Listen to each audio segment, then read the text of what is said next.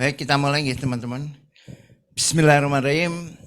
Assalamualaikum warahmatullahi wabarakatuh. Innal hamdalillah, Allahumma sholli ala Muhammad wa ala alihi washabihi. Alhamdulillah. Mari kita awali ngajeni atau ngaji seni yang kelima ini dengan bacaan Al-Fatihah bersama-sama. A'udzubillahi minasyaitonir rajim. Bismillahirrahmanirrahim. Alhamdulillahirabbil alamin, arrahmanirrahim, maliki yaumiddin.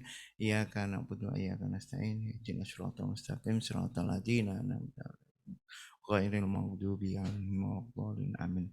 Alhamdulillah, teman-teman peserta ngajeni, calon peserta pameran dari akal turun ke hati yang diselenggarakan oleh jejaring seniman Muslim Khot, kita bisa menyelenggarakan ngajeni sampai yang ke-5, dan insya Allah kita masih ada 2 acara ngajeni lagi, ngajeni yang ke-6 dan 7, dan nanti setelah ngajeni ini teman-teman akan membuat seleksi karya yang sudah masuk. Dan bagi teman-teman yang belum bisa lolos pada gelombang 1, nanti insya Allah diberi kesempatan dan insya Allah akan diberikan alasannya ya, mengapa kok belum lolos. Mungkin insya Allah di ngajeni besok kita bisa sampaikan, sehingga harapannya kita semua bisa mengikuti pameran ya. Alhamdulillah matur nuwun Pak Aruman yang sudah menyediakan semuanya, baik tempat maupun konsumsi untuk ngajeni kita hari ini. Nanti alhamdulillah kita sudah bareng Bung Doni Reu yang akan memberikan materi untuk ngajeni ke-5 ini. Namun saya akan memberikan ringkasan ya. Kita sudah mengikuti ngajeni yang pertama, kita sudah mendefinisikan apa itu kebenaran, dan kita juga sudah mempelajari bahwa akidah Islam adalah akidah yang benar dengan standar kebenaran yang sudah kita pelajari.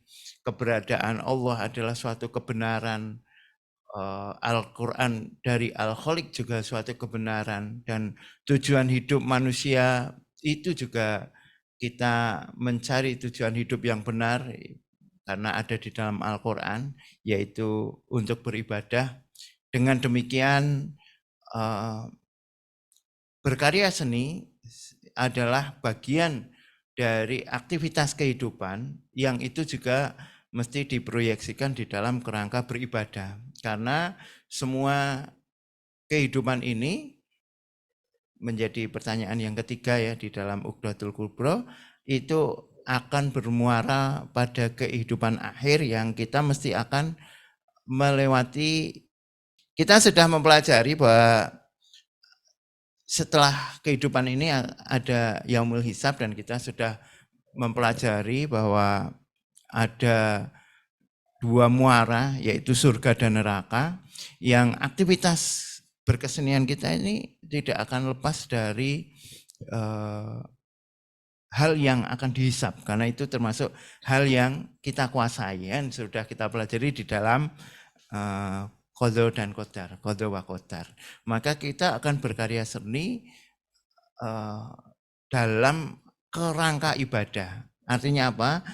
Kita berkarya seni itu mempertimbangkan nilai-nilai Islam, mana yang boleh dilakukan, mana yang tidak boleh dilakukan, itu atas pertimbangan Islam.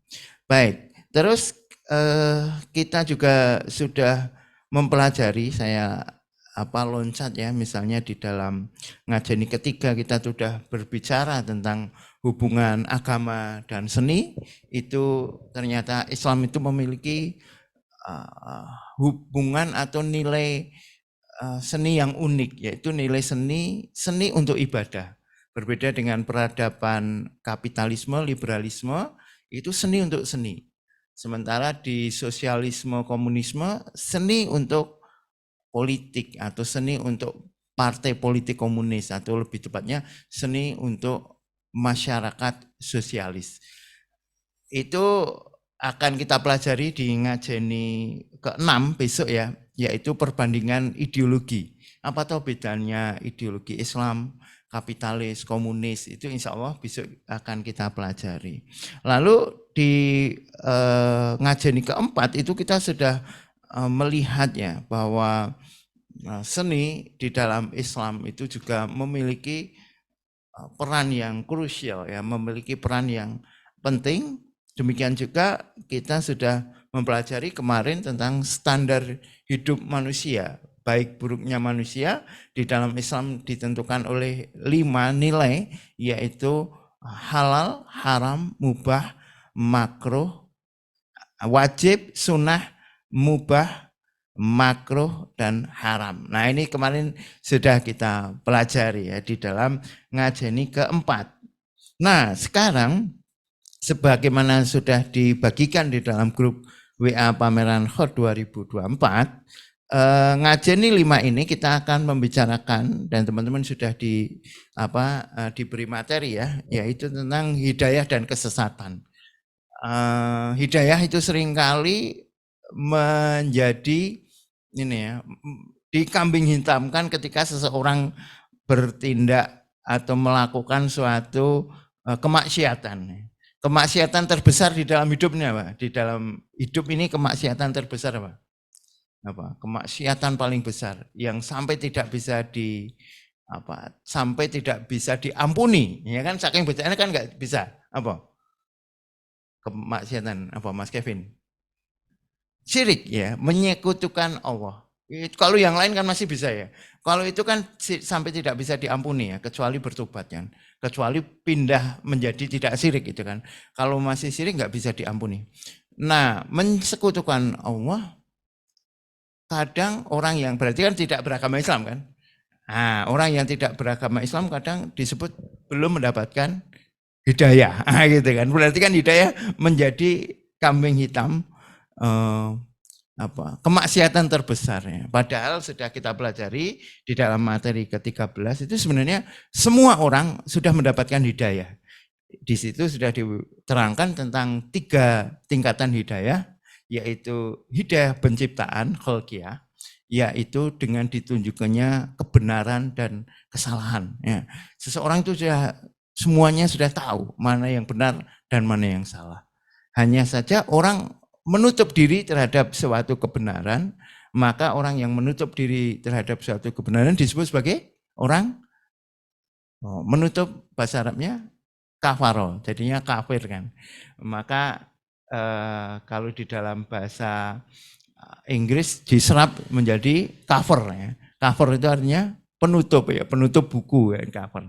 Aslinya kan bahasa Arab kafaro, kafir, itu artinya menutup apa ya? Menutup terhadap kebenaran. Nah, maka di hidayah yang pertama itu setiap orang sudah memiliki mampu membedakan yang benar dan yang salah. Sebagaimana benar dan salah sudah kita definisikan yang pada pertemuan pertama.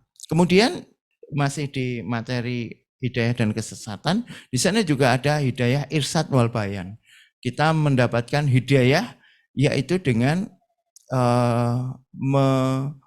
pelajari dan mengikuti apa-apa yang disampaikan Nabi Muhammad SAW, yang itu adalah wahyu dari Allah Subhanahu wa taala, sehingga kita mendapatkan petunjuk. Nah, ini kenapa kita perlu nabi? Karena kita sebenarnya tidak bisa membedakan mana yang baik dan mana yang buruk aslinya kan. Misalnya teman-teman ketika ditanya, semoga enggak bermasalah ya sinyal. Tangan kanan dengan tangan kiri bagus yang mana? Bagus mana? Kanan sama kiri? Kanan? Nah tergantung, kalau untuk makan bagus yang kanan, ya kan? Karena ada hadisnya kan. Karena sebenarnya kita tidak bisa membedakan kanan dan kiri itu bagus yang mana, kan kita nggak bisa.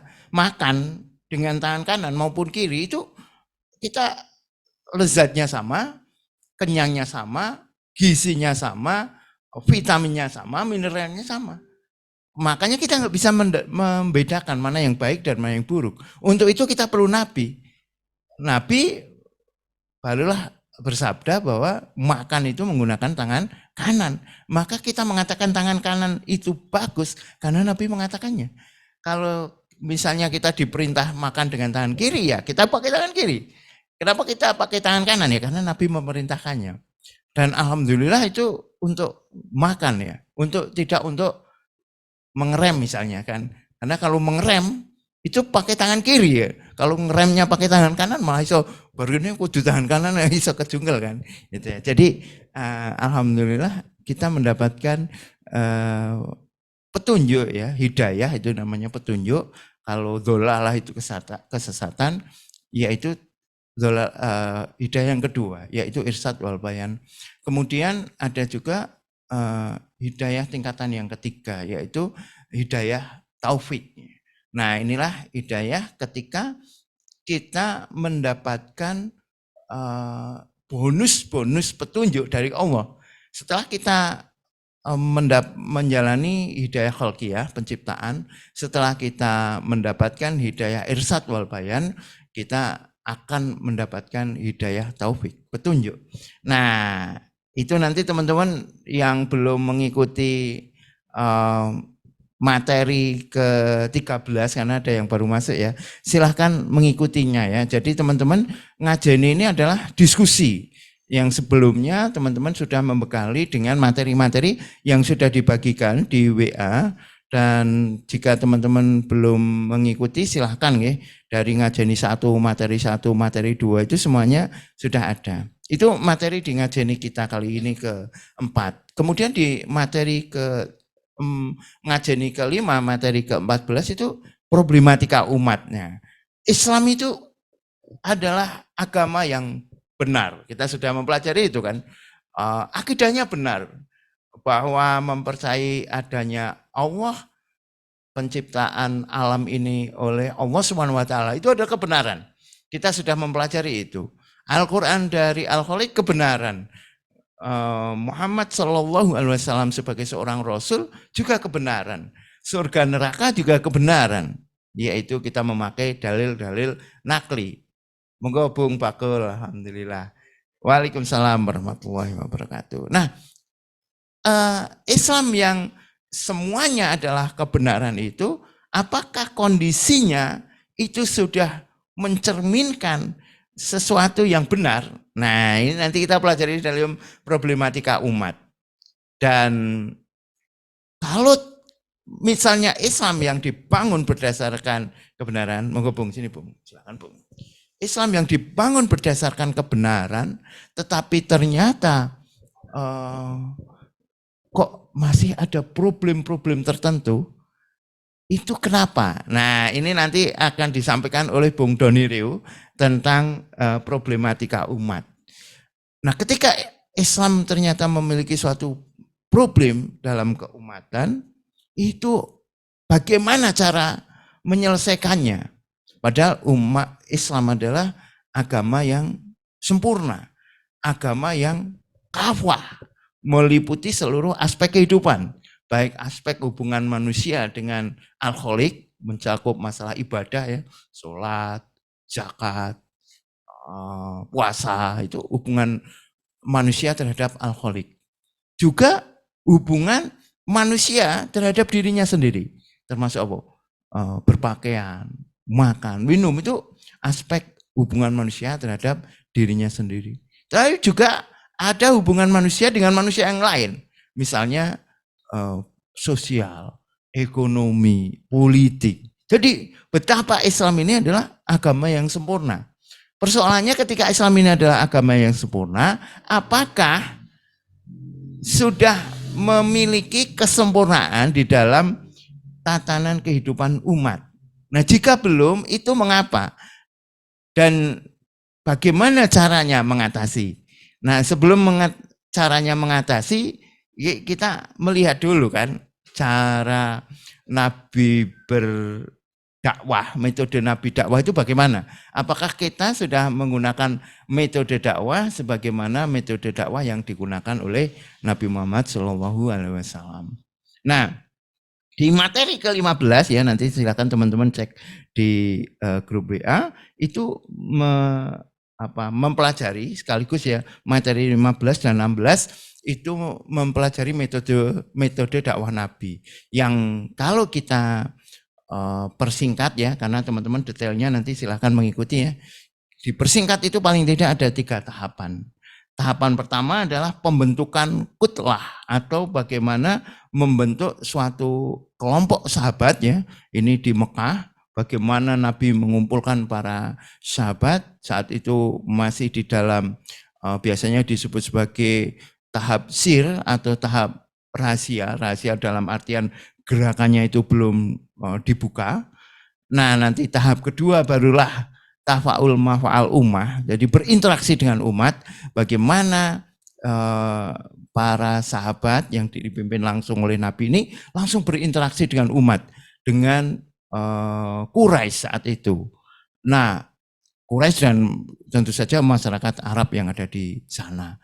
Lalu di dalam tahapan inilah Nabi yang awalnya itu sangat dihormati ya di kalangan Arab sampai diberi julukan, diberi predikat yang sangat mulia yaitu Al-Amin. Al-Amin itu tidak hanya terpercaya kan, tetapi juga bagaimana sifat-sifat yang baik, bahkan perangai-perangai yang baik itu diberikan untuk Nabi.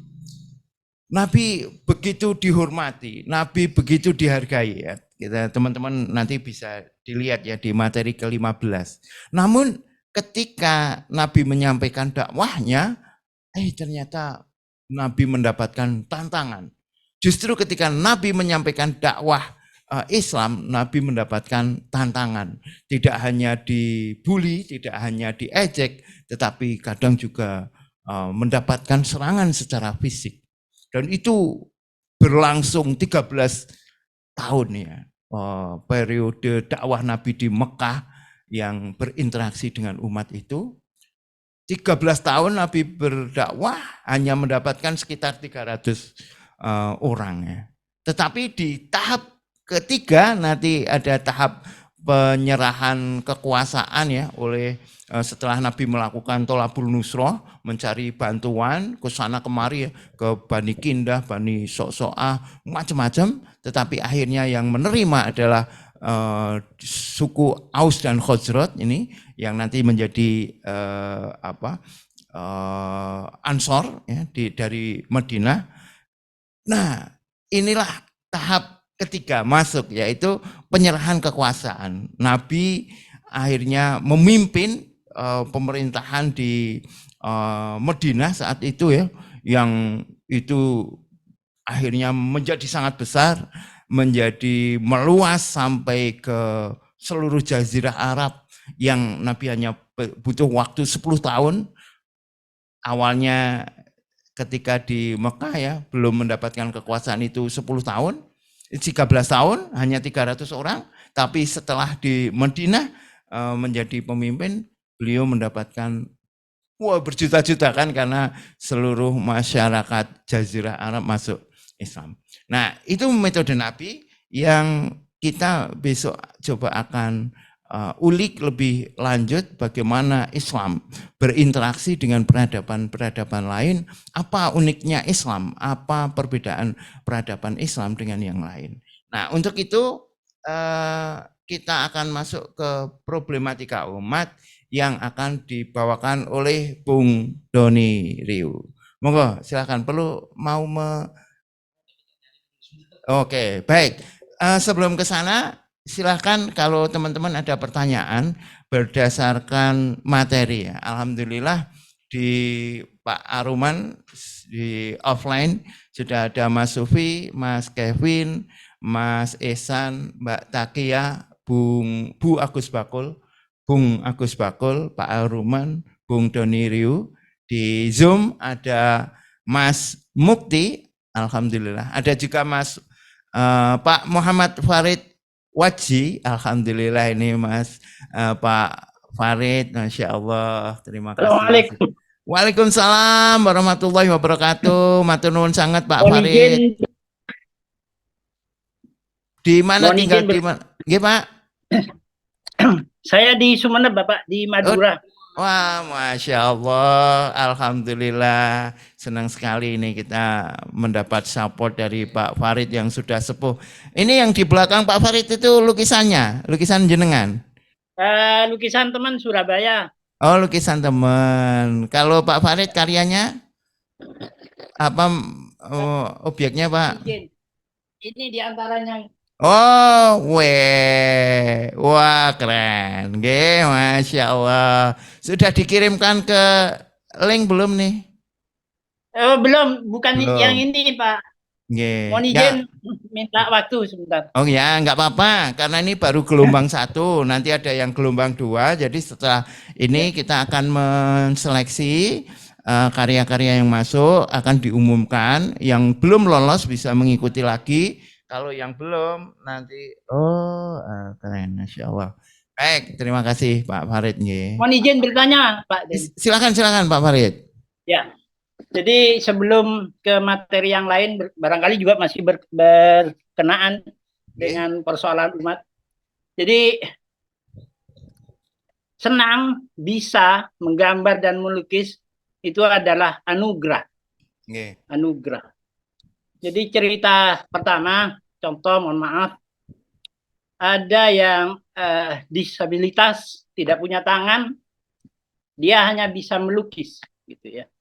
Bisa melukis, bisa hidup dan menghidupi keluarganya dari melukis.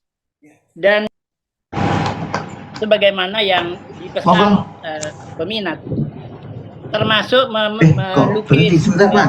makhluk. Sebentar Pak, sebentar Pak. Sebentar, tidak terdengar suaranya. Halo, Pak Farid. Ya. Sebentar, sebentar Pak Farid. Di sini nggak mendengar suara Pak Farid. Masya Allah, Alhamdulillah. Baik, full screen. Baik, monggo. Mohon maaf monggo ya, Pak Farid silahkan menyambung. Itu karena kesinggol tadi ya, pas aku ke sana. Monggo Pak Farid.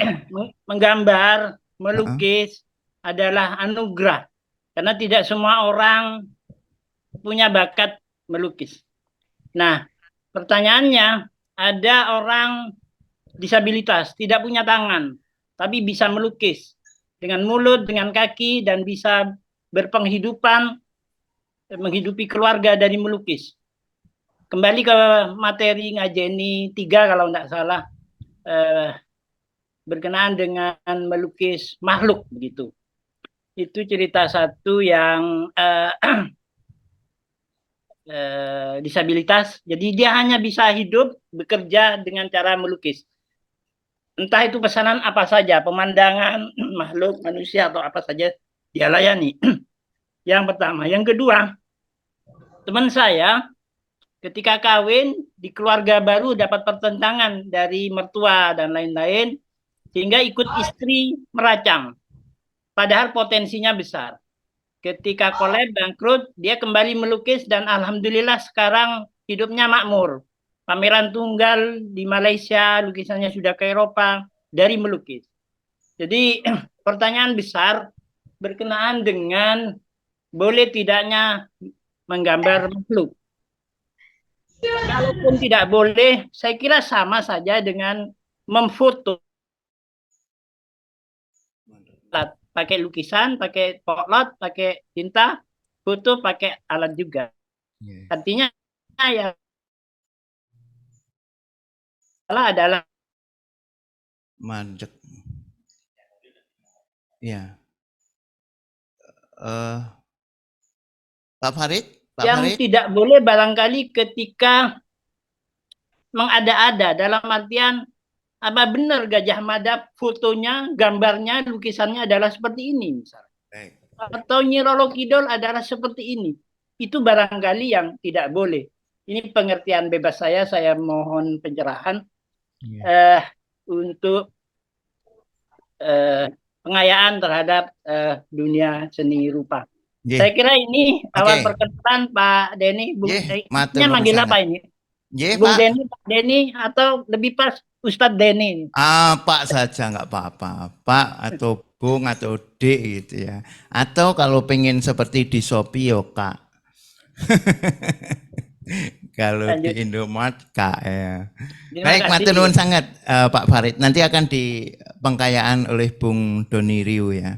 Begini, kalau persoalan taswir ya sudah kita bahas di ngajeni 1 dan 2, memang dipahami di dalam hal ini ya, dengan segala perbedaan atau khilafiyah tentang taswir sudah dibahas di ngajeni 1 atau 2, itu kita pahami sebagai suatu upaya membentuk makhluk bernyawa, dalam hari ini manusia dan binatang, secara manual ya, dengan tangan. Maka fotografi tidak termasuk di dalam taswir karena menangkap cahaya ya, jadi kita tidak membuat secara manual. Demikian juga AI karena tidak membuat manual dengan tangan, maka itu tidak kita kategorikan sebagai taswir. Itu yang dipahami ya di dalam khot. Nah, adapun persoalan teknisnya di dalam pameran memang kita tidak menampilkan bentuk-bentuk karya figur manusia maupun binatang ya, baik fotografi maupun pakai AI. Gitu, itu persoalan yang berbeda, aturan yang ada di pameran. Terus kalau tadi dikaitkan dengan rezeki, pencaharian, nah di dalam mencari rezeki nanti bisa dielaborasi sama Bung Doni, itu kita memperhatikan 2 hal di dalam rezeki. Yang pertama adalah al-hal, yang kedua adalah as-sabab. Al-hal adalah hal-hal atau kondisi yang biasanya mendatangkan rezeki. Misalnya ya, kalau kita jualan es, itu yang biasanya mendatangkan rezeki ya kita berjualan di tempat-tempat yang panas, pinggir jalan. Jualan es kok di kutub utara, yo susah. Meskipun iso aja payu kan, sing tuku wong penelitian ya, misalnya penelitian tentang es di sana. Tetapi asbab atau sebab turunnya rezeki itu tentang dari mana datangnya rezeki itu satu, yaitu dari Allah Subhanahu wa Ta'ala. Nah, yang terkait dengan yaumul hisab, tujuan hidup kan dihisab. Itu yang dihisab adalah al-halnya. Bagaimana cara kita mendapatkan rezeki, itu yang akan dihisab, akan dimintai pertanggungjawaban. Karena asbab asal rezeki ini dari Allah dan jumlah yang kita peroleh juga itu adalah haknya Allah, itu adalah ketentuannya Allah, itu adalah di wilayah yang tidak kita kuasai, maka kita tidak akan dihisab. Kita tidak akan dihisab ketika misalnya hari ini Bung Bakul, kowe kok entuk sedino 5 miliar, nggak akan dihisab. Atau lah kok kowe saiki malah mung oleh 5.000, tidak akan dihisab. Tetapi cara mendapatkan 5 miliar atau 5.000 dan bagaimana membelanjakan 5 miliar dan 5.000 itu yang akan dihisab. Nah, untuk itu hal-hal yang kita bisa pilih, memilih berbisnis secara halal atau haram, misalnya menyelenggarakan perjudian atau menyelenggarakan misalnya penyewaan sepeda itu mubah, itu halal, menyelenggarakan perjudian itu haram, itu hal-hal yang kita kuasai. Itu adalah hal-hal yang itu akan dihisab. Nah, adapun kok cuma pekerjaannya itu, nah itu alasan yang bisa dipakai oleh semua orang untuk bidang-bidang tertentu. Isone mung kerja ning bank karena wis bojone butuhe akeh, anake akeh, sekolah ning kene, nek ora kerja ning bank piye, padahal kerja di bank yang itu mengandung riba, itu haram. Terus nggih alasan aku nek ora ning bank terus piye? Dan alhamdulillah ya, hal itu karena rezeki tadi kan dari Allah ya. Rezeki itu bisa dari arah yang tidak disangka-sangka. Alhamdulillah ini kita itu seringkali mendapatkan rezeki dari arah yang tidak disangka-sangka. Yang itu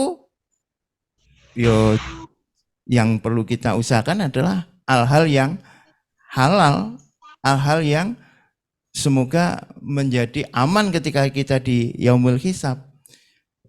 Kalau orang yang di bank misalnya itu mengatakan bahwa cuma bisa di situ, padahal kenyataannya ya alhamdulillah ya teman-teman yang di bank yang misalnya teman-teman yang di X-Bank ya, yang keluar dari perbankan karena mengetahui itu adalah hal-hal yang diharamkan yaitu riba, alhamdulillah mendapatkan rezeki. Mungkin tidak mudah, tetapi alhamdulillah Allah memberikan rezeki dan keberkahan kan, barokah. Jadi kalau tahu itu haram dan kita terus melakukan, ya itu nanti akan dimintai pertanggungjawaban.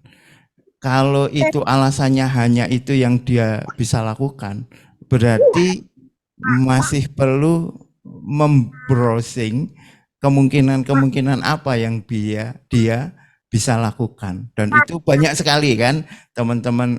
Mohon maaf ini Cak Mukti di mute dulu. Cak Mukti mic-nya di mute dulu. Nah itu paling enggak ya jawabannya ya untuk Pak Farid ya. Monggo kalau habis ini Bung Doni Rio ya, karena yang mau menyampaikan. Nggih, sami-sami. Monggo. Silakan. Nggih, saya menambahkan Pak Farid Wajdin. Bismillahirrahmanirrahim. Assalamualaikum warahmatullahi wabarakatuh. Saya setuju sekali dengan yang disampaikan Pak Farid bahwa Allah itu Maha Pemurah. Allah itu luar biasa memberikan kehidupan kepada kita, memberikan mata, memberikan telinga, memberikan nafas, memberikan rezeki, memberikan kemampuan yang berbeda-beda bagi setiap orang. Dan itu sesuatu yang bahkan kita tidak minta. Kita itu ketika lahir tidak minta diberi mata itu enggak, tapi diberi, tiba-tiba aja diberi. Kita tidak minta diberi telinga, tiba-tiba aja diberi. Kita tidak minta diberi kemampuan.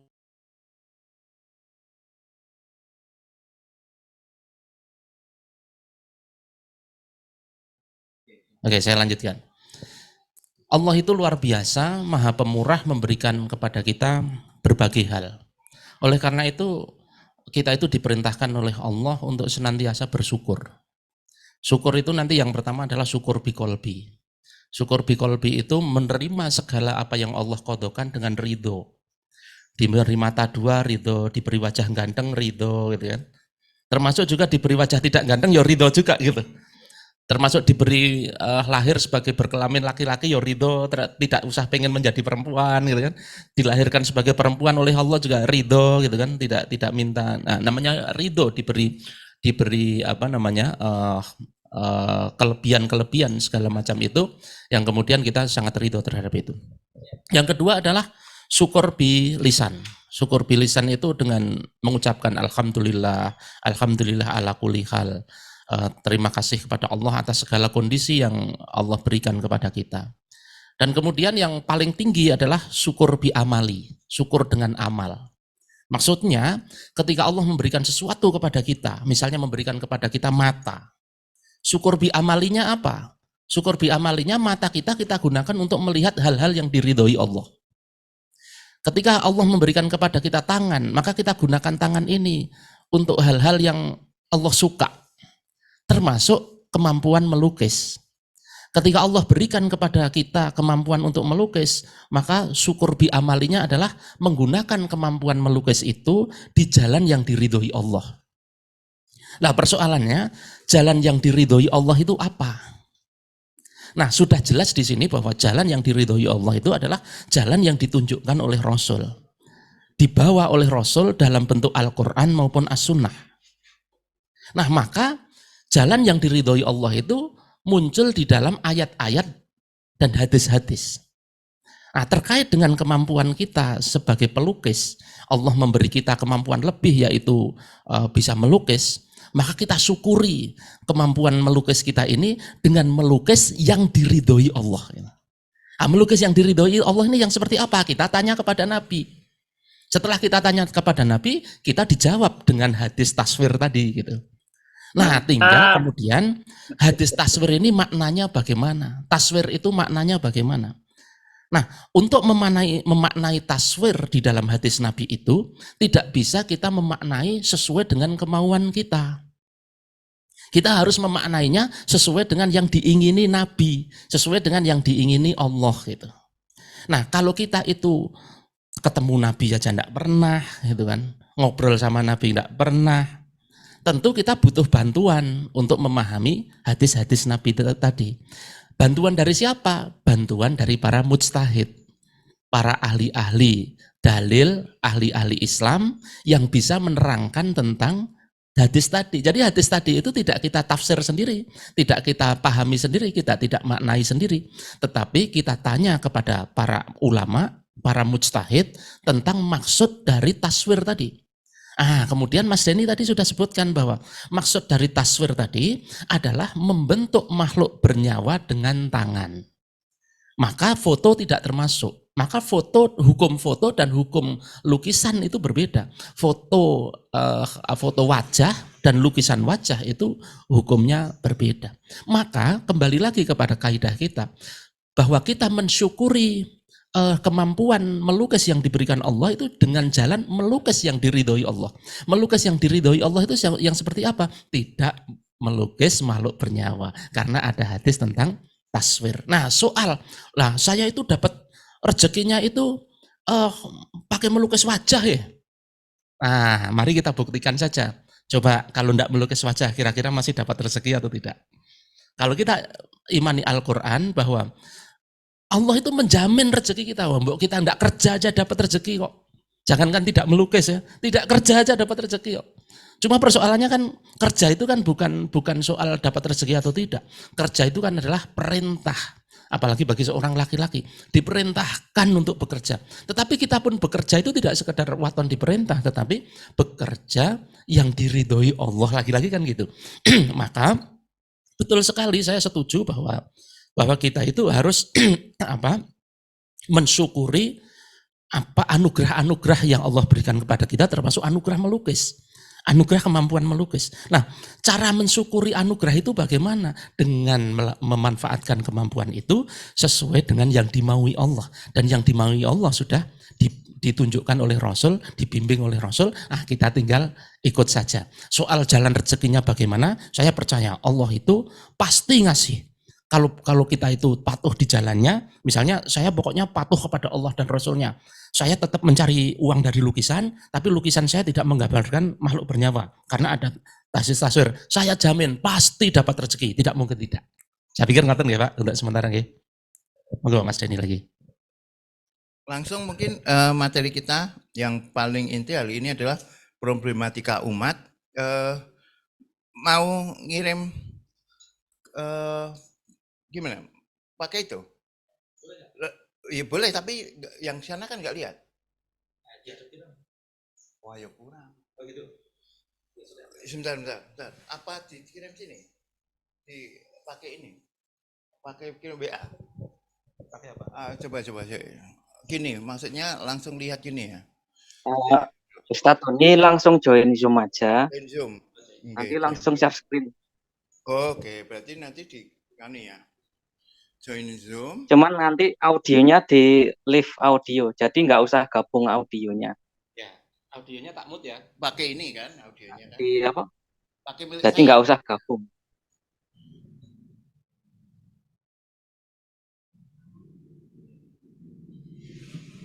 Alhamdulillah ini Mas Otok meskipun tidak di Pak Aruman selalu monitor ya, Insya Allah. Passwordnya di mana? Ada di grup langsung grupnya buka namanya? grup pameran kan sudah ada pameran. Itu terus paling terakhir nih ini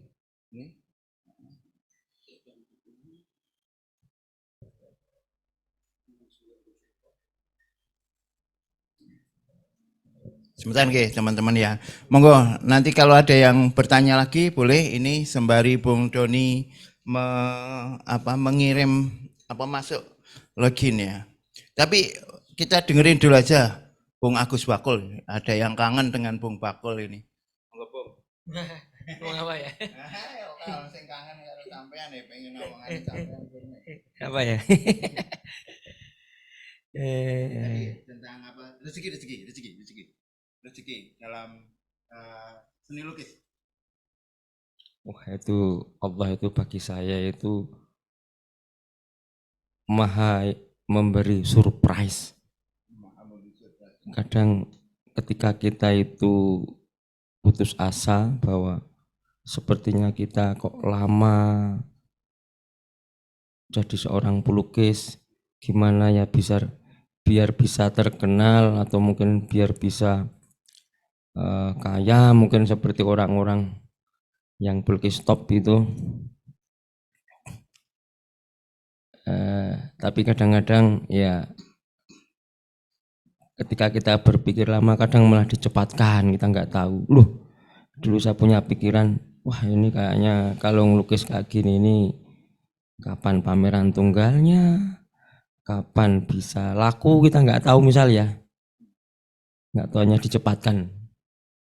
Jadi alhamdulillah, jadi rezeki itu memang misteri. Berarti kecil misteri. Ya, Miss Paus. Oke, kita langsung ke Bung Doni Rio ya. Oke.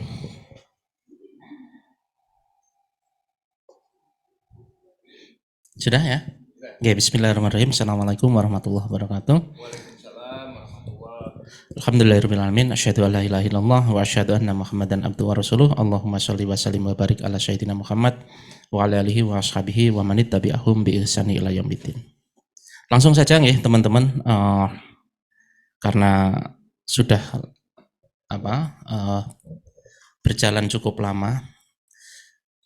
Jadi pada haji wada itu Allah berfirman, haji wada, haji terakhir ketika sebentar lagi Nabi meninggal, Allah berfirman di dalam surat Al-Maidah ayat 3, ini kalimatnya di tengah, kalimatnya panjang sebenarnya, tapi kalimat ini ada di tengah. A'udzubillahi minasyaitonirrajim. Al-yauma akmaltu lakum dinakum wa atmamtu alaikum nikmati wa raditu lakum Islam madina. Al-yauma, pada hari ini, akmaltu lakum, aku sempurnakan bagi kalian din kalian, jalan hidup Islam ini.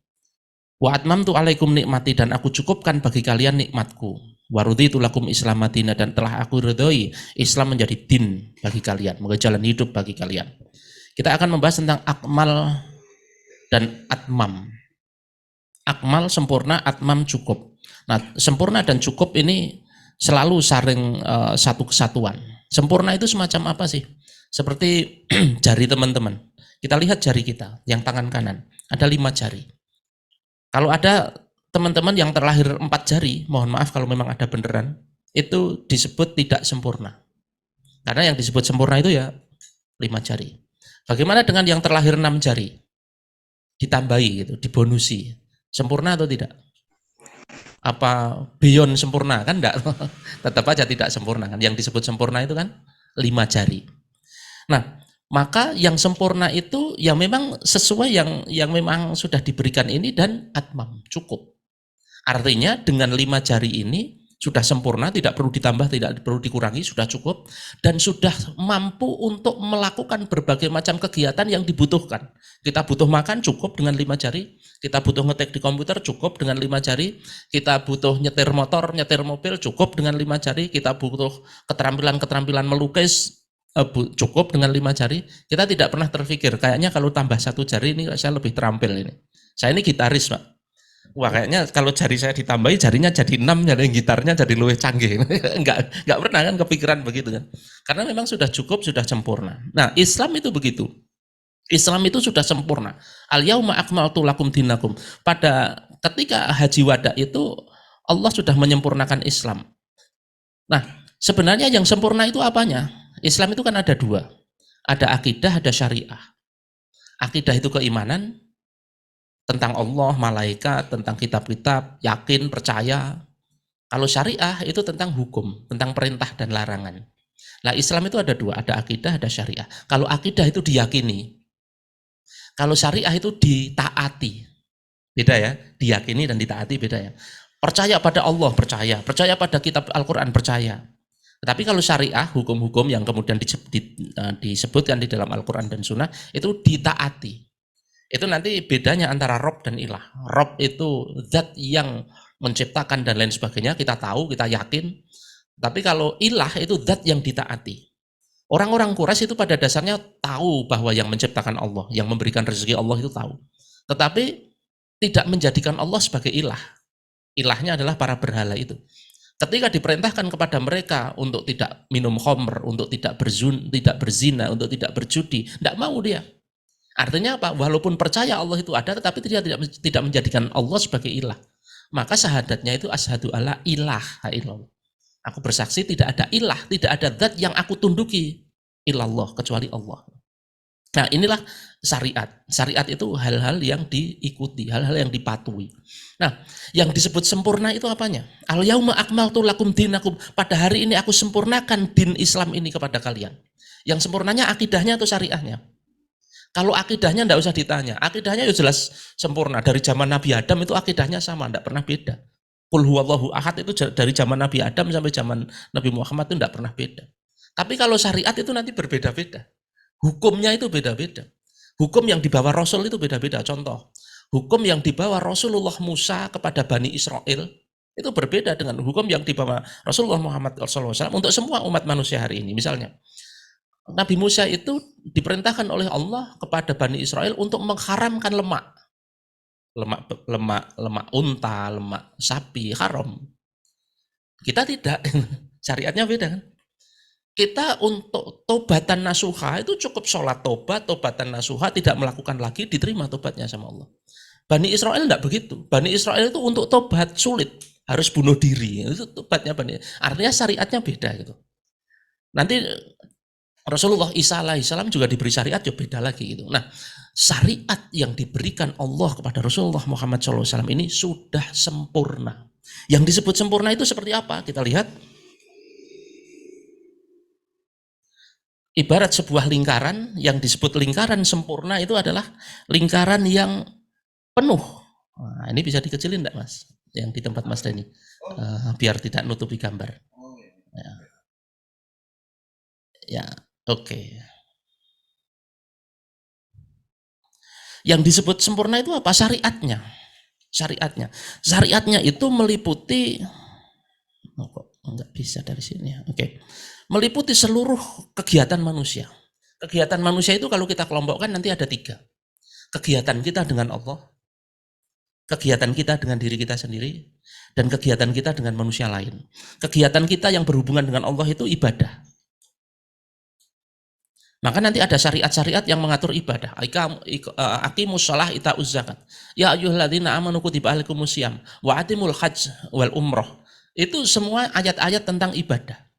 Ibadah mahdhah, hubungan kita dengan Allah. Tetapi nanti juga ada ayat-ayat, syariat-syariat yang itu dimensi kedua. Dimensi kedua itu mengatur hubungan manusia dengan dirinya sendiri. Maksudnya ini ada makanan. Makanan mana yang boleh aku makan dan makanan mana yang tidak boleh.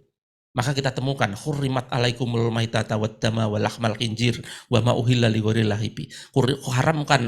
Hurrimat alaikum, diharamkan kepada kalian maitata, bangkai, wadama dan darah, wal hamal khinzir dan daging babi dan seterusnya. Itu kan kita mengatur diri kita sendiri kan, mana yang saya makan, mana yang tidak. Juga ada ayat tentang pakaian.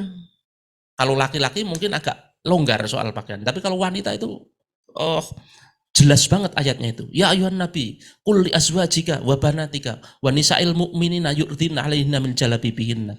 Wahai nabi, katakan pada istri-istrimu, anak-anak perempuanmu, wanita-wanita yang beriman, julurkanlah jilbabnya. Jilbab itu gamis, bukan kerudung. Kerudung itu khimar, nanti ayatnya beda lagi. Itu ayat tentang pakaian. Ayat tentang akhlak,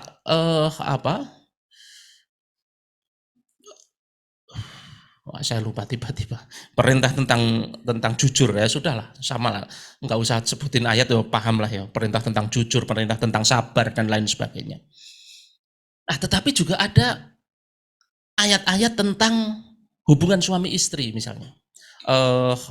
Wal walidatu yu'ridna 'alaihinna min kamilaini, haulaini. Ibu-ibu itu kalau pengen menyusui itu 2 tahun secara sempurna.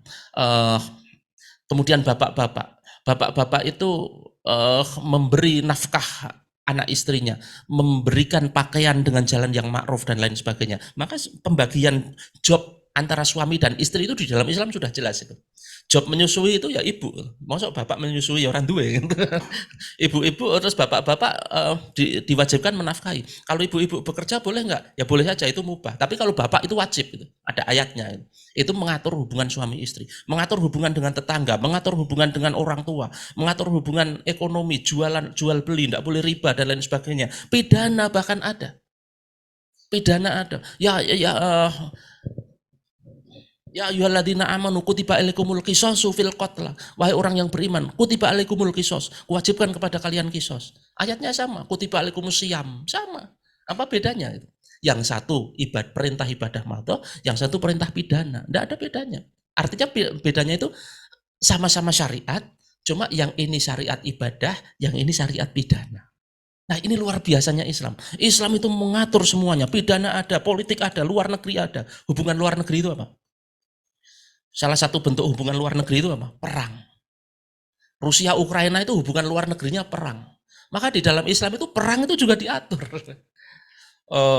Ya ayyuhalladzina amanu kutiba alaikumul qitalu wa huwa kurhul lakum. Wahai orang yang beriman, kuwajibkan kepada kalian qital, perang, wa huwa kurhul lakum, dan kalian pasti benci. Siapa sing suka perang? Kan orang benci perang. Wa asa an takrahu syai'a wa huwa khairul lakum. Boleh jadi kamu membenci sesuatu. Boleh jadi kamu benci perang. Siapa yang enggak benci perang? Semua benci perang. Wa huwa khairul lakum. Padahal itu baik bagimu. Wa asa an tuhibbu syai'a wa huwa syarrul lakum. Boleh jadi kamu menyukai sesuatu tapi itu baik bagimu. Artinya begini, seluruh kehidupan manusia itu diatur. Artinya berarti syariat ini sempurna. Kamu itu jangan ngambil yang lain, pakailah Islam gitu maksudnya gitu.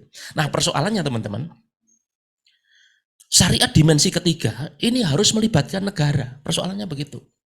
Misalnya ya, potong tangan bagi pencuri. Terus jenengan ketemu pencuri ya toh, tiba-tiba langsung dipotong tangannya. Wah, ini syariat Islam potong tangan, jelek. Nah, itu bukan pidana Islam namanya, itu kriminal. Karena enggak ada pidana kok pribadi, itu enggak ada. Kalau pribadi itu namanya balas dendam, bukan pidana. Atau ada pembunuhan ini, wah ditangkap ini pembunuhnya, serahkan ke takmir masjid. Pak takmir, ini ada pembunuh Pak takmir. Di kisos Pak takmir, enggak bisa. Tidak ada kisos swasta, itu tidak ada. Semua pidana itu negeri, Pak, dijalankan oleh negara. Karena melalui proses pembuktian, ada pengadilan dan lain sebagainya. Nah, maka syariat dimensi ketiga ini meniscayakan keberadaan negara. Nah, Rasul, para sahabat itu mewujudkan itu. Maka tidak aneh ketika Rasul itu kemudian di Madinah itu mendirikan daulah. Karena apa? Tanpa memiliki negara, tidak mungkin dimensi ketiga ini diterapkan. Hubungan internasional berupa kutiba alaikumul qital, diwajibkan perang. Tidak punya negara kok perang? Ya kan tidak bisa, namanya membuat kerusuhan, bukan perang. Perang itu kan antar negara. Maka Rasulullah mendirikan itu, dilanjutkan oleh Khulafaur Rasyidin dan seterusnya. Nah, teman-teman, ada suatu kaum, Nabi dan para sahabat dan tabi'in, menerapkan Islam yang sempurna tadi secara sempurna. Tidak hanya dipilih dimensi 1 dan dimensi 2. Dimensi 3-nya juga diterapkan. Maka otomatis menjadi umat terbaik. Seperti yang Allah firmankan, kuntum khaira ummatin ukhrijat linnas. Kalian adalah umat terbaik yang dilahirkan bagi manusia. Ta'muruna bil ma'ruf, memerintahkan kepada yang ma'ruf, wa tanhauna 'anil munkar, dan melarang dari yang munkar, wa tu'minuna billah, dan beriman kepada Allah. Nah, wajar sekali ketika menjadi khairul ummah. Kenapa? Karena menerapkan jalan yang Allah berikan yang sudah sempurna tadi. Nah, sebenarnya ini ada satu materi khusus yang menarik kalau saya sampaikan ya, tentang sejarah kegemilangan Islam selama 1350 tahun memimpin dunia. Dari peradaban yang hanya di tempat tandus Mekah. Sementara di barat itu sudah ada Romawi, sudah ada Persia. 200 tahun sebelum Nabi lahir, Hagia Sophia sudah dibangun. Hagia Sophia yang sampai hari sudah sebesar itu. Colosseum di Italia, Roma. 600 tahun sebelum Rasul lahir sudah dibangun. Bayangkan. Artinya dunia sudah maju, Rasul lahir di tempat yang tertinggal. Tetapi tidak butuh waktu 100 tahun. Tidak butuh waktu 50 tahun. Paling hanya 20 tahun, 25 tahun, Rasul itu sudah membalikkan peradaban itu. Romawi dan Persia yang tadinya superpower, itu langsung tunduk di bawah Nabi. Itu kalau tidak khairul ummah, tidak mungkin. Nah, ini nanti mungkin kalau ada kesempatan kita bisa bahas bagaimana khairul ummah. Nah, tetapi hari ini berbeda. Hari ini kita berbeda. Realitas keadaan muslimin hari ini berbeda. Secara politik, muslimin hari ini terpecah belah. Muslimin banyak 2 miliar manusia, tetapi terpecah belah menjadi negeri kecil-kecil. Sehingga hanya untuk menghadapi satu Israel saja tidak bisa. Karena apa? Sibuk ngurusi bangsanya sendiri-sendiri. Palestina akhirnya sibuk ngurusi bangsanya sendiri. Terpecah belah. Secara ekonomi, sekarang saya tanya, pengusaha nomor 1 dunia terkaya siapa? Muslimin bukan? Bukan muslimin. Bukan muslimin. Tidak usah jauh-jauh di dunia lah. Di Indonesia. Pengusaha nomor 1 terkaya di Indonesia. Muslimin bukan? Bukan juga gitu. Katanya khairul ummah. Katanya kuntum khairul ummatin. Katanya umat Islam yang umat terbaik. Kok tidak? Faktanya tidak kan? Secara ekonomi kita hari ini justru menjadi warga kelas nomor 2. Secara bidang sosial, hancurnya akhlak, sendi-sendi rumah tangga, yang kecil pacaran, yang tua selingkuh, wah hancur semua itu. Sendi-sendi rumah tangga hancur. Kalau sendi-sendi rumah tangga hancur, itu pasti generasinya hancur. Nggak mungkin tidak. Karena generasi itu ya tersusun dari rumah tangga itu. Kalau rumah tangganya hancur, generasinya hancur. Di bidang pendidikan, saya tanya, pendidikan hari ini mengajarkan Anda apa? Saya yakin semua pendidikan itu hari ini orientasinya apa? Bisa segera dapat kerja. Kan gitu kan. Duniawi kan. Ibu-ibu kalau ditanya, "Bu, kok anaknya di sekolah kan ngapain, Bu?" Biar jadi orang. Emangnya belum orang anakmu? Yang disebut jadi orang itu yang seperti apa? Jadi orang itu punya kerjaan, gajinya gede, atau bisa bisnis, bisa gitu kan.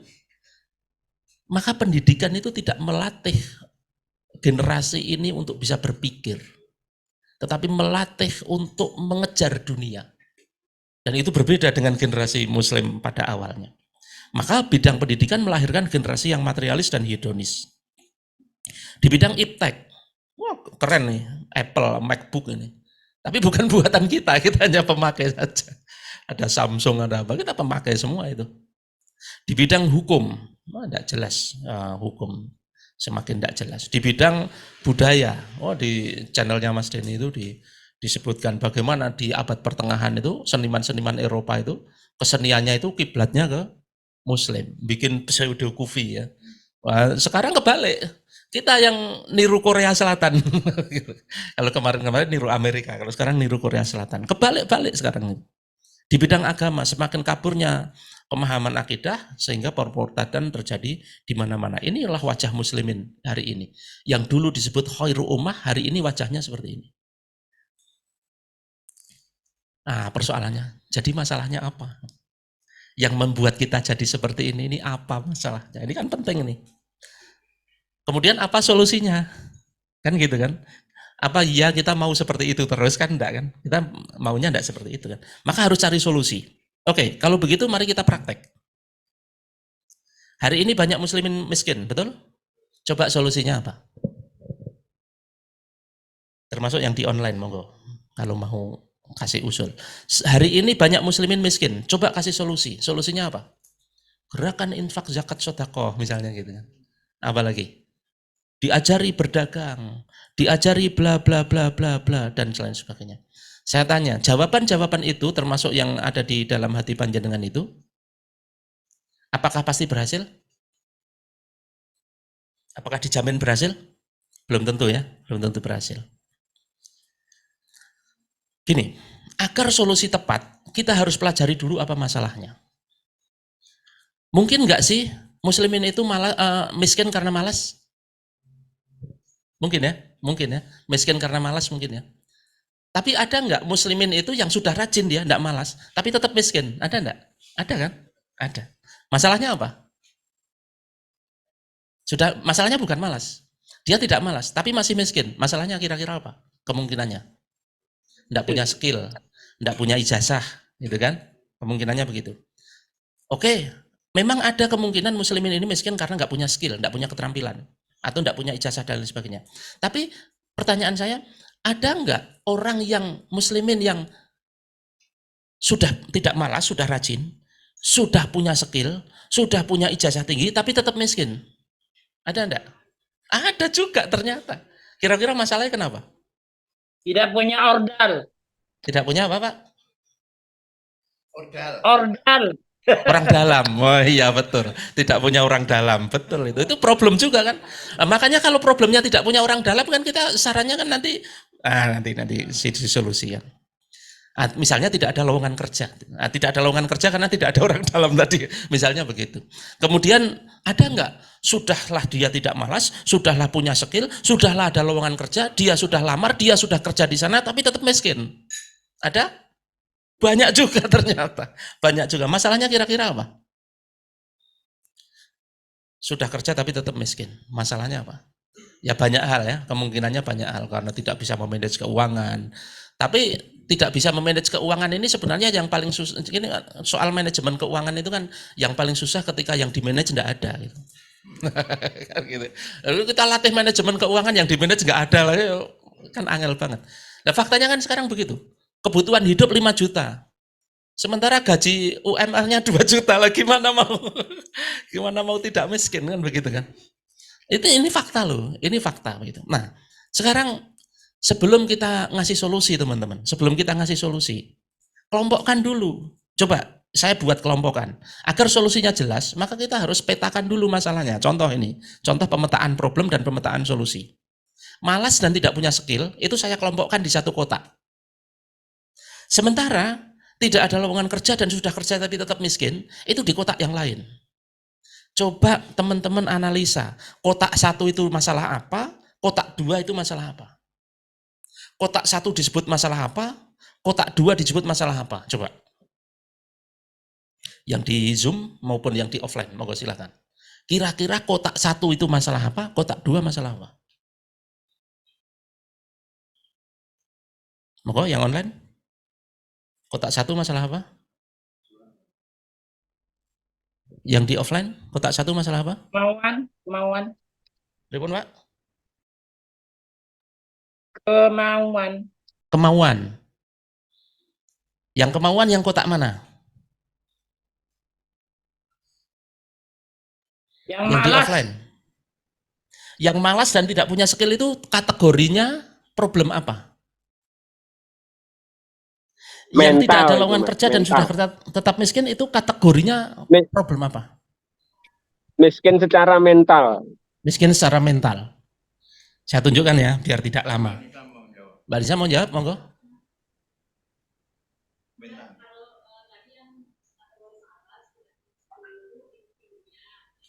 Individu, problem individu.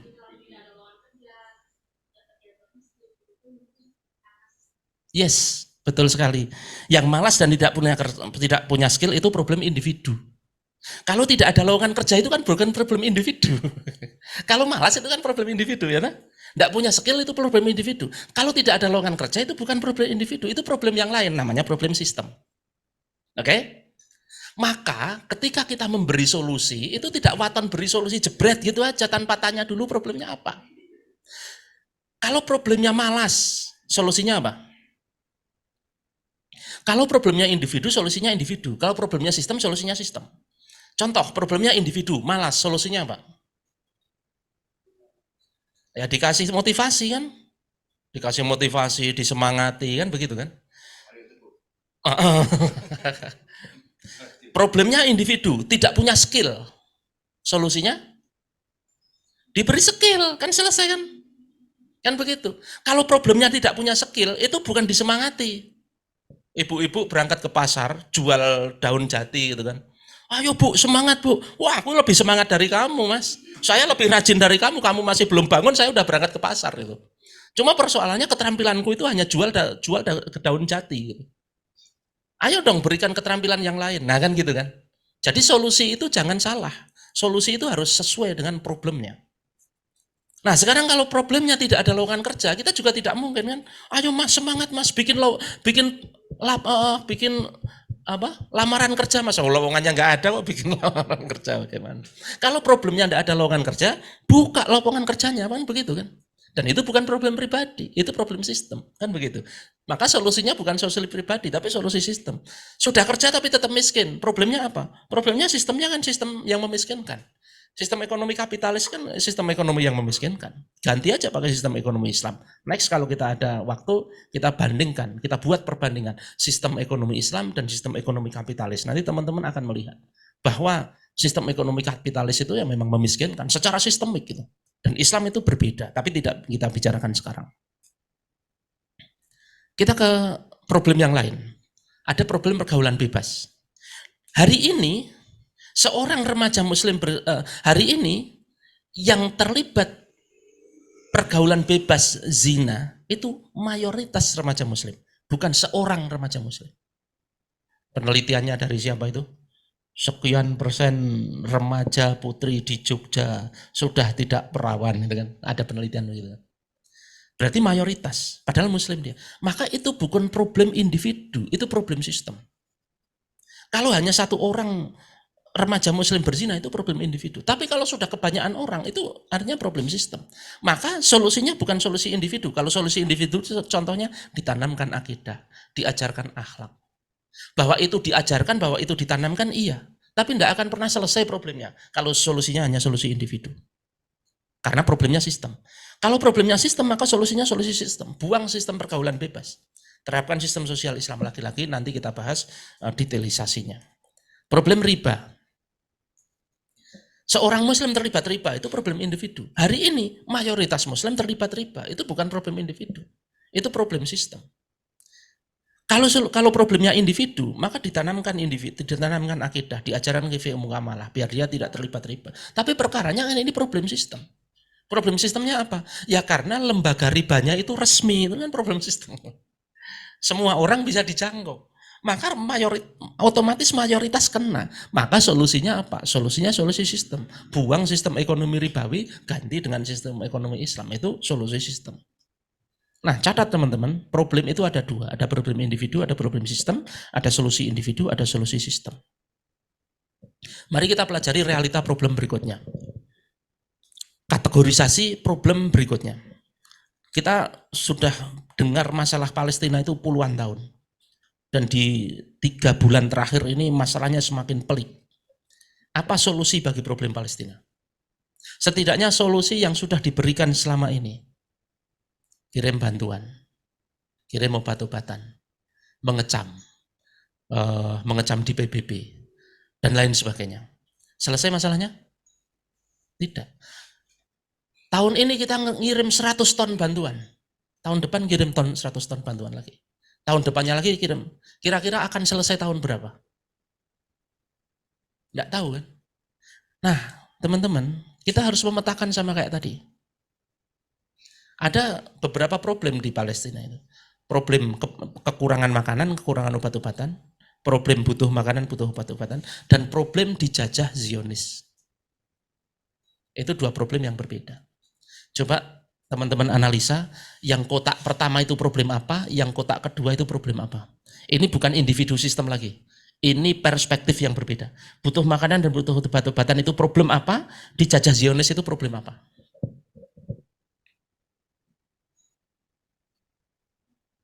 Ada yang mau jawab? Langsung ya. Keburu sore. Butuh makanan, butuh obat-obatan itu problem cabang. Dijajah Zionis itu problem pokok. Maksudnya begini.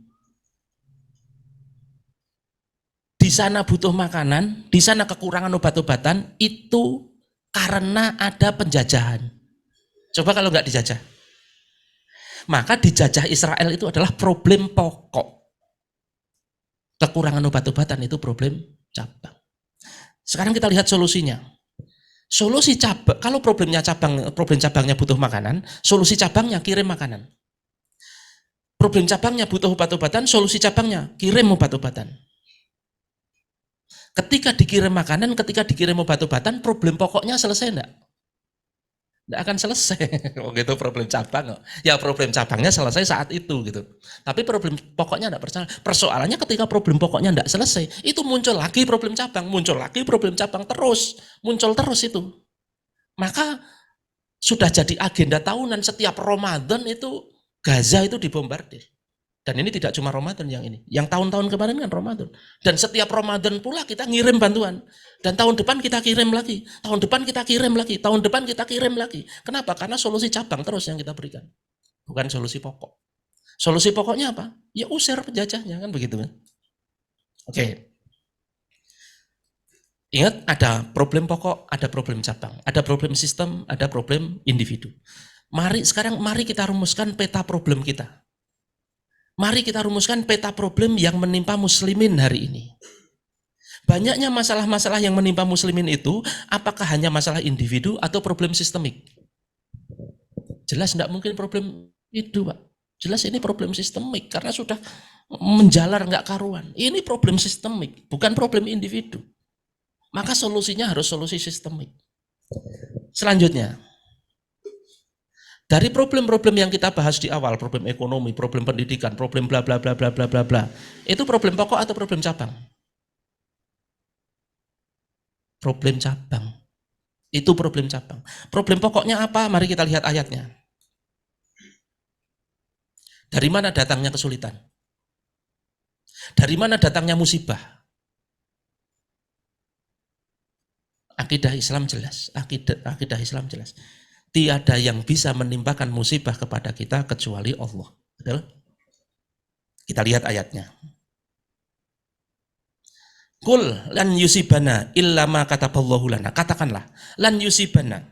Tidak akan menimpa kami illa ma kataballahu lana, kecuali apa yang Allah telah tetapkan kepada kami. Huwa maulana, dialah maula kami, dialah Tuhan kami. Tidak ada musibah yang menimpa kepada kita kecuali apa yang Allah tetapkan pada kita. Wa 'alallahi falyatawakkilul mu'minin, dan hanya kepada Allah lah orang beriman bertawakal. Satu, kita pegang dulu. Tidak mungkin musibah ini menimpa kita kalau Allah tidak mengizinkan hal itu terjadi. Tidak mungkin Zionis Israel itu bisa menguasai muslimin Palestina kalau Allah tidak mengizinkan hal itu terjadi. Betul? Sekuat apapun mereka, tidak mungkin kalau Allah tidak mengizinkan. Persoalannya, kenapa Allah mengizinkan itu terjadi? Persoalannya kan itu. Kenapa Allah mengizinkan itu terjadi? Kita lihat dalil berikutnya, Al-A'raf ayat 96. Walau anna ahlal qura amanu wattaqau la fatahna alaihim barakatim minas sama'i wal ard. Depannya artinya, walau anna ahlal Quran, dari suatu penduduk negeri, amanu wattaqu, beriman dan bertakwa, la fatahna alaihim, maka sungguh aku bukakan pada mereka barakatim minas sama'i wal ard, berkah dari langit dan bumi. Yang jadi kunci di kalimat ini yang akan saya terangkan, walakin kadzabu, akan tetapi dia mendustakan apa? Mendustakan syariat yang sudah Allah berikan. Fa'akhadnahum bima kanu yaksibun, maka aku siksa mereka disebabkan apa yang selalu mereka kerjakan. Jadi Allah menyiksa kita itu bukan tanpa alasan, ada alasannya. Walakin kadzabu, mereka mendustakan ayat-ayat kami. Ayat mana yang didustakan? Ayat akidah tidak didustakan, ayat akhlak tidak didustakan, ayat keharaman makanan tidak didustakan, ayat pidana didustakan. Ayat ekonomi didustakan. Ayat jihad didustakan. Ayat dimensi ketiga lebih banyak yang didustakan. Kita hari ini berislam hanya mengambil dimensi 1 dan dimensi 2. Dimensi ketiganya kita buang. Persoalannya, terus dimensi ketiganya diserahkan kemana? Kan tidak mungkin tiba-tiba saja hilang kan? Pasti. Nah ini nanti pembahasannya di mabda besok. Di kapitalisme. Berarti ini problem pokok kita. Jelas kan? Problem pokok kita tidak menerapkan Islam secara sempurna. Kita menerapkan Islam hanya secara individual. Dimensi 1 dan dimensi 2 kita ambil, dimensi ketiga tidak. Kita telah meninggalkan Islam sebagai sebuah sistem kehidupan yang komprehensif. Ini problem pokok kita. Dan ini problem sistemik. Maka solusinya apa? Ya solusinya jelas mengembalikan kehidupan Islam secara sempurna seperti yang dicontohkan Rasul, dicontohkan Khulafaur Rasyidin. Caranya bagaimana? Dakwah yang disampaikan Mas Denny tadi. Tapi belum dibahas ya. Nah, materi berikutnya adalah dakwah. Nah, itu materi saya hari ini tentang problematika kehidupan muslimin hari ini. Jadi jelas problem kita adalah problem sistemik, bukan problem individu. Dan problem kita, problem pokoknya adalah meninggalkan Islam yang sempurna tadi, hanya kita ambil sebagian, kita merasa cukup dengan sebagian itu, maka fa'akhadnahum bima kanu yaksibun. Allah timpakan itu kesulitan bagi kehidupan muslimin secara bersama-sama. Saya pikir itu Mas. Oke. Monggo. Silakan. Monggo teman-teman kalau ada yang bertanya, baik yang di offline maupun yang online, baik yang di Pak Aruman maupun di Zoom. Sekarang pukul 5.41. Wah, kira-kira ya tinggal 7 menit lah ya, 7 menit. Ada yang bertanya untuk Bung Doni Riu? Silahkan. Ada yang bertanya? Biasa kalau mau mengikuti beberapa kajiannya ada di Instagram @DoniRiu, nggak pakai titik ya? Doni Riu ya, Doni Riu. Nggih.